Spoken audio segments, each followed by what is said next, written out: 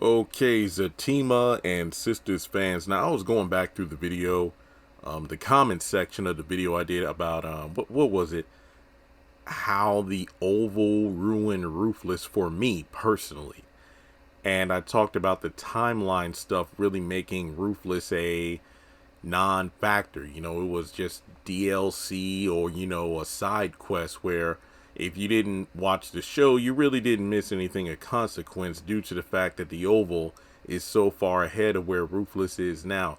And I think one of the deciding factors of why I'm like Ruthless just isn't doing it for me anymore, despite still being a great show, is the fact that on the Oval, Barry is now dead, meaning that one of the main reasons I was watching Ruthless, aside from the fine ass women, was the hopeful, was the eventual reunion between Callie and her father. But now Barry's dead and her grandma might be on death's door right now due to trying to take her own life. Now, when I think about Zatima, I was thinking about the whole therapy thing that Zach mentioned in last week's episode of Sistas. So basically, long story short, Sistas season 6A, or let me just say season 6 in general, Sistas season 6 is ahead of all of Zatima season 2. Jeremy, what do you mean all of Zatima season 2? We've only got the first half. Don't forget, I did a video a while ago because I forgot the website, but I know if you go back to that video, there's a link to the website. They had all the episode titles and synopsis for every remaining episode of Zatima season 2B. And in those episodes, Zach does start doing the work and going to therapy, meaning that all the stuff that goes on in the back half of Zatima season 2 is before Sistas season 6. And now we know that in the upcoming episodes of Sistas, we're going to have some issues between Zach and Fatima due to his reaction to Karen's quote-unquote death.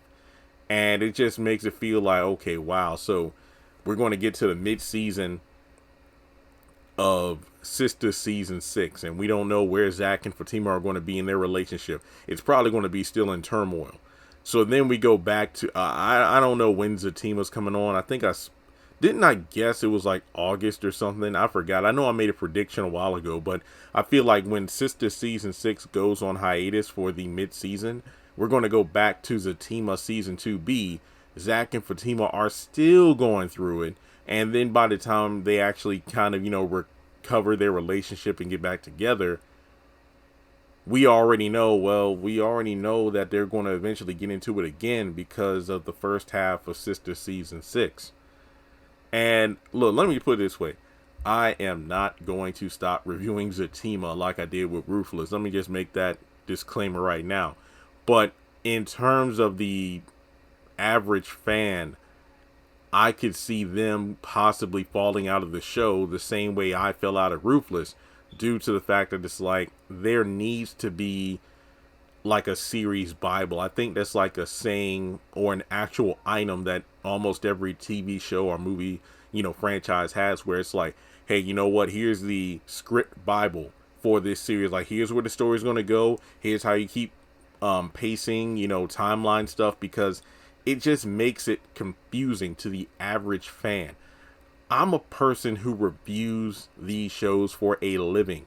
I cannot imagine how confusing it is for the average person who just tunes in to, these shows. Yes, I get it. There are those who they don't give a crap. They want to watch the show or, this movie or that streaming series because they like the characters. They don't really think about it too much. But remember back in the, if you watch Boy Meets World, not Girl Meets World, I'm talking the original Boy Meets World. I didn't know this until I watched this video kind of going over Corey and Topanga's relationship.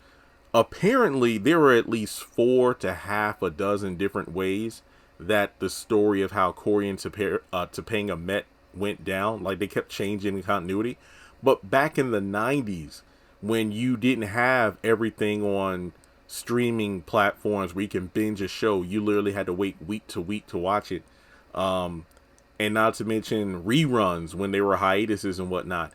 you really didn't think about it too much. You weren't really and there wasn't like Twitter or Facebook or anything or YouTube where people can go online and chat with other fans or, listen to in-depth reviews and character analysis. No, you just watched the show as it came out and you went with it. But nowadays we live in a time where people like me exist who break down each episode and, if you don't want to watch a show as it airs, you can binge it once it's on a streaming platform. And when you watch episodes back to back, you will notice a lot of inconsistent things. Now, I'm still love the fact that Zach and Fatima have their own show. I'm not taking that away from them.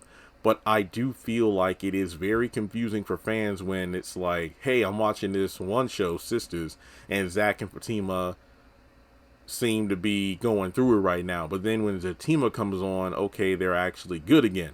But then when I switch back to Sisters, okay, wait, but didn't they break up at the end of that block of episodes as a team I just watched? How come they're in bed together, having sex, talking and smiling like everything is fine? You see what I mean? Where it's a lot of flip-flopping? I think there should have been a lot more concrete, I guess you could say.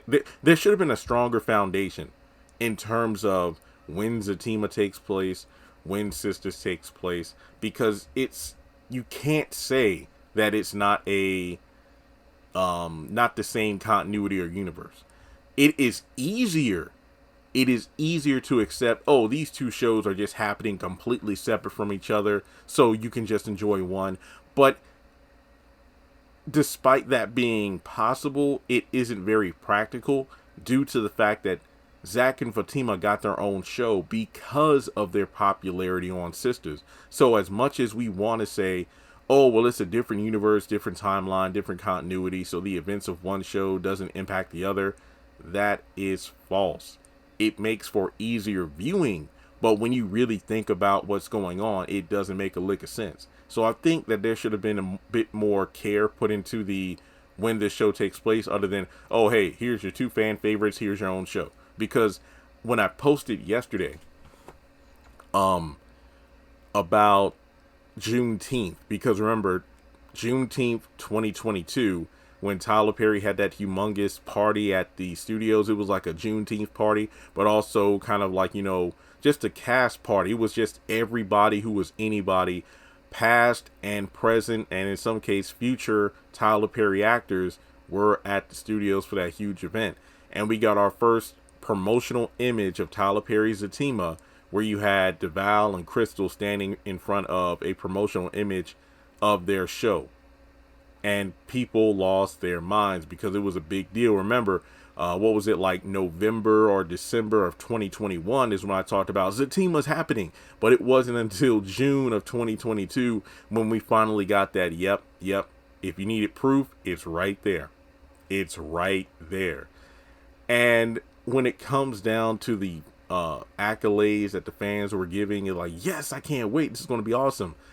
It was one of those situations where I was like, okay, but when does this show take place? When does this show take place?